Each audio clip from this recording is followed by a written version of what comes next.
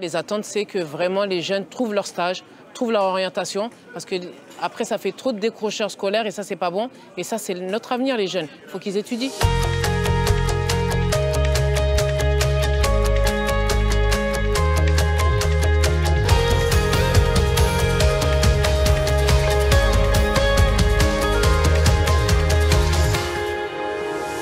J'ai été très impressionnée par le travail que les jeunes et les enfants ont fourni autour de questions sur leur propre parcours, sur peut-être l'autocensure dont ils font preuve, sur les ambitions, sur leurs perspectives.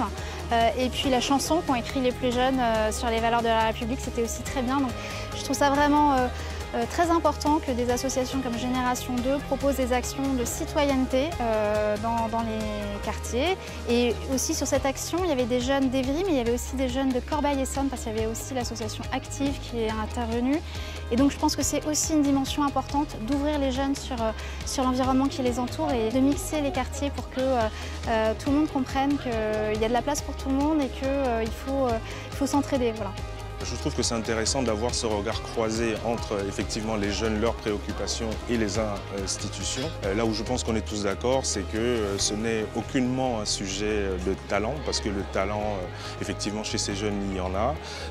Sur la question du plafond de verre, de l'autocensure et du fait d'accéder à ses rêves, je pense, en tout cas modestement, qu'il y a un sujet certainement d'information, il y a un sujet lié au réseau et il y a un sujet lié, pour moi, à la confiance des jeunes en eux, mais la confiance des jeunes aussi à l'environnement qui les entoure. C'est vrai que cette journée elle a été très enrichissante, rien que pour voir l'aspect concret de la liaison entre les jeunes et les institutions, sachant que c'était le thème d'aujourd'hui. C'était intéressant, c'était très enrichissant. Et j'étais quand même impressionnée de voir qu'il y a des jeunes qui aspirent encore et qui ont des rêves. Et qui rêvent vraiment grand, qui ont beaucoup d'ambition. Il y a des gens qui sont très sûrs d'eux, qui ont confiance en eux et qui ont, on va dire, la mentalité qui permet d'affronter les échecs. Et après, il y a d'autres profils aussi qui sont un peu plus réticents, qui ont peur de l'échec, qui ont peur de recevoir des refus aussi et qui ne savent pas comment l'appréhender.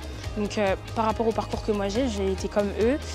On va dire que j'ai pas fini mais que je suis quand même bien avancée. J'ai essayé de m'inspirer aussi de ce que moi-même j'ai vécu pour pouvoir les conseiller, pour pouvoir les rassurer aussi et leur donner les clés qui leur permettront d'affronter les échecs mais aussi la réussite. Parce que le tout c'est aussi de parler des choses positives. Génération 2, c'est vraiment notre ADN, c'est restitution. Parce que travailler avec les jeunes c'est bien, mais ce qui est important, c'est que ça soit restitué à nos financeurs, mais aussi aux institutions qui mettent en place tous ces dispositifs étatiques pour nos jeunes.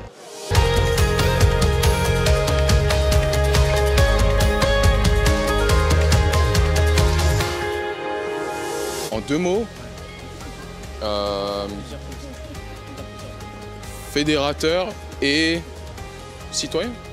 Soyons solidaires. Je l'ai trouvé sincère et très puissant. Audace et courage. Je dirais inspirant et innovant. Cet événement, en deux mots, riche, prometteur. Que l'égalité soit.